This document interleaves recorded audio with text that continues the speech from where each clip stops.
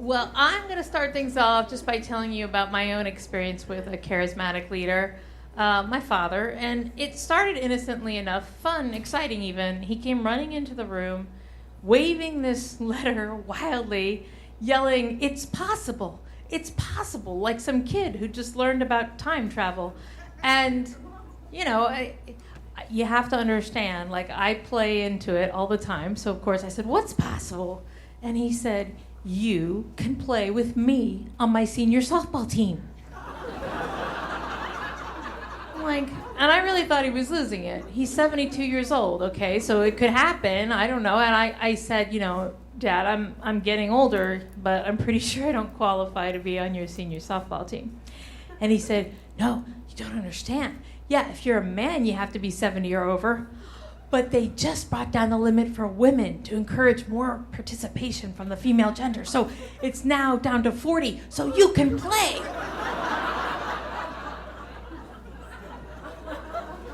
And I'm a little taken aback by this news. God damn it, I do qualify to be on the senior softball team. Oh. But, you know, and I say, look, I love that you play so much senior softball. And, you know, I love whenever I can to go out and cheer for you and support you. But play me? It's been like 3 decades since I played softball. I was in high school the last time I played softball. You know, and he gives me it's just like riding a bike. You'll be fine. And that's really easy for someone to say who's never gotten off the bike, right? This guy, you know, he grew up playing baseball in a sandlot in Oregon. He became the star of his high school team and then his college team. He was actually, my brother and I tried to dismay, found out that he was drafted by the New York Yankees. And he turned them down, that's the shocking part, the dismaying part, because he chose instead a full scholarship to get his PhD in statistics at Cornell University and marry my mother. My brother and I could not understand, why would you do that? And he said, well, because, you know, I wanted to be with your mom and I wanted to start a family and I can't be a dad if I'm traveling all over the place playing ball. It still seemed really lame, but fine. I mean, he was talking about maybe our existence not happening if he had taken this other road, so he had to accept it. And he then started playing, you know, he got my mom to play all these correct teams with him, and they were champions every year. They were just unstoppable. And then, you know, when my mom stopped playing, he just played in men's leagues. And the ages would go up. You know, he'd play in 40 and over leagues, 45 and then 50 and over. And now that he's retired, he plays on 3 different teams, a 60 and over, a 65 and over, and a 70 and over. And he wanted me to join the 70 and over league. And he says to me, who knows how much longer I'll be around to play, right? And then seeing the look of horror in my eyes, he said, well, and who knows how much longer you'll be able, to be, you're self-employed. You can come out on Monday, Wednesday mornings. How often will that happen? You know, you're gonna get an office job soon and it'll all be over. So he almost had me, and I think he could sense it. So then he put that last little dig in. He said, don't make me play Cats in the Cradle, which is what I used to do to him when I was a kid. And he'd say, well, I'd love to, but I can't. I got to do this work project. I discovered that if I put on Cats in the Cradle, before it even hit the first chorus, he was like, okay, I'll do it. So he was turning the tables. That was fair. So I said, okay. And the moment the word left my mouth, I knew it was a mistake. Because he instantly was like, okay, so you got to fill out this form. You got to pay $50 to register. You're going to have to get a new glove because you don't have your old one anymore, I'm assuming, right? Yeah. You got to get cleats. You might have to get some more athletic pants. You can't play in jeans. You know, there were all these things all of a sudden just being thrown at me that I had to do. And he's like, and the league starts in 2 weeks, so we're going to take some BP, which for those of you not up on the logo, that's batting practice. So it all just started swarming around me, and before I could even try to take it back, just as he'd left the room, he stuck his head back around the corner and he said, oh, by the way, don't worry about disappointing me or anything, or my... Yeah, or my reputation. I'm like, what do you mean? And he said, well, I'm kind of a superstar in the league, and So people might be expecting a lot of my daughter, but I'll tell them that you haven't played in a while. So, you can relax. No pressure. No pressure.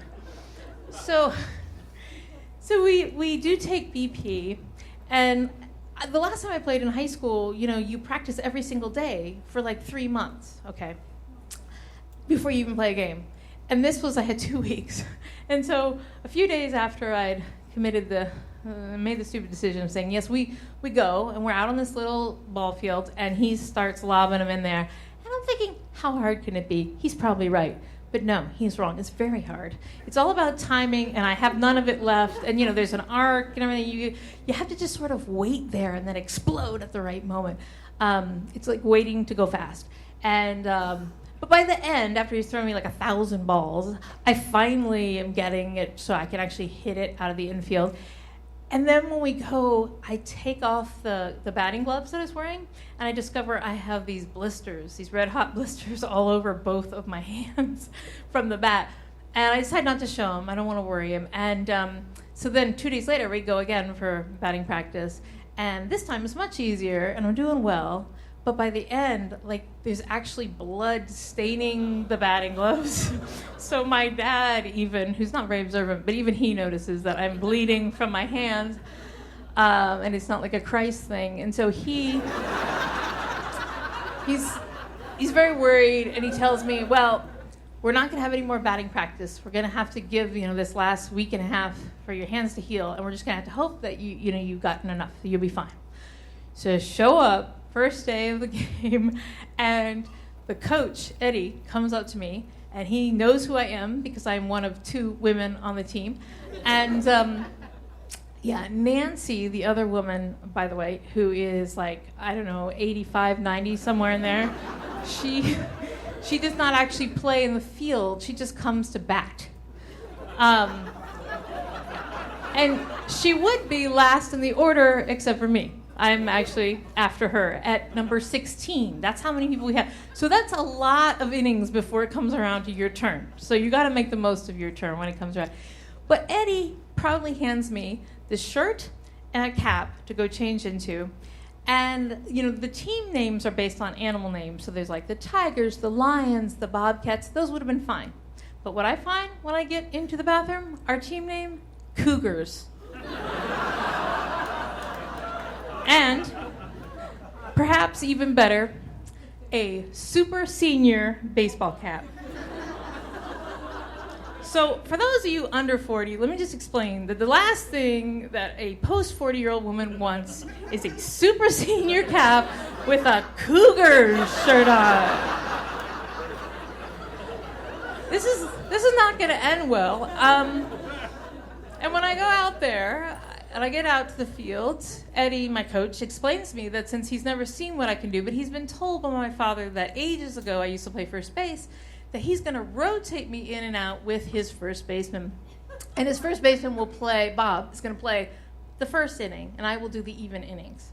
Okay, this is a little nerve-wracking because I haven't done this in ages, and we didn't even practice that, but I'm stealing myself. Okay, at least I've done that ages ago. I know maybe something.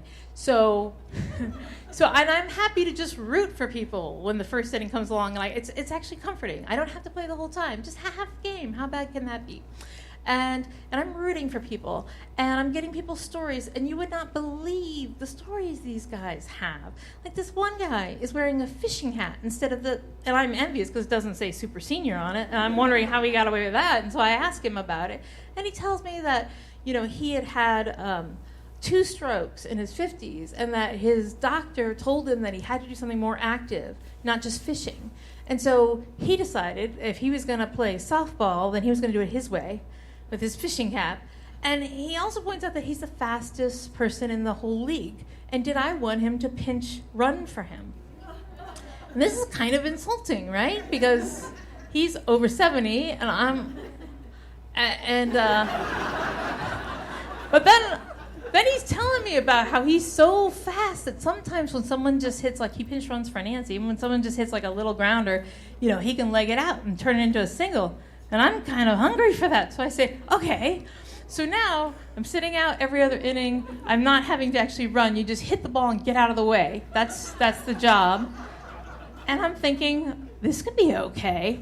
But before I can get up to the plate, it comes to my first time playing first base. And when you throw a few warm-ups to your guys, and that goes okay. They throw it back to me, I catch it, everything's good.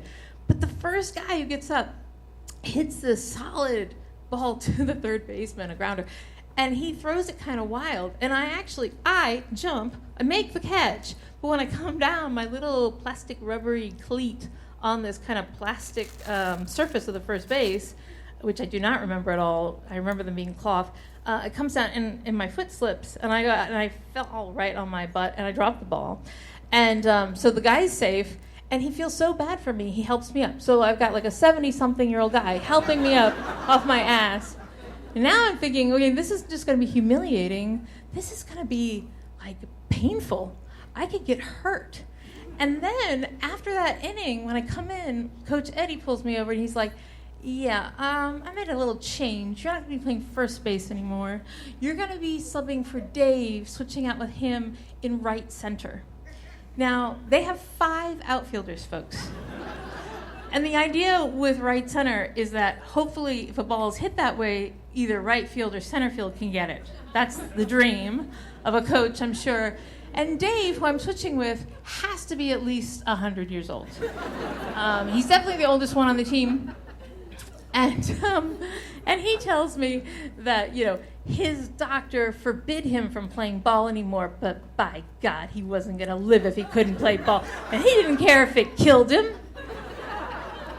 And I'm thinking, these people are crazy. They've all had strokes and they're still playing ball. I could die. I'm out here in this outfield, which is all patchy and rocks and things. And I'm thinking, if I have to run for a ball, I could trip and fall and really hurt myself. Because, okay, I'm not over 70, but I'm over 40.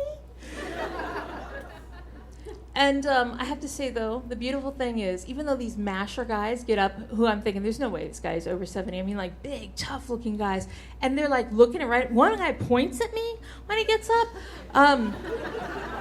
But luckily, nobody actually hits a long fly at me. Because I'm thinking, I've never done this before. And, you need the depth perception. I don't have it. So I don't know what's going to happen to a ball. And I'm out there praying, please, God, don't hit the ball. Which then I think that's bad juju. So then I try to change it up. I'm like, yeah, come on, bring it. Hit it my way. But like I said, the ball never actually comes my way. I'm happy to report. Doubleheader after doubleheader. I played in 24 games. I never had a fly hit at me. I just had all this tension, every other thing. Because a lot of guys can't, as much as they want to, they can't pull the ball to the opposite field. They're used to hitting, left field. That's why you put your best fielder out in left field. So, except for my dad.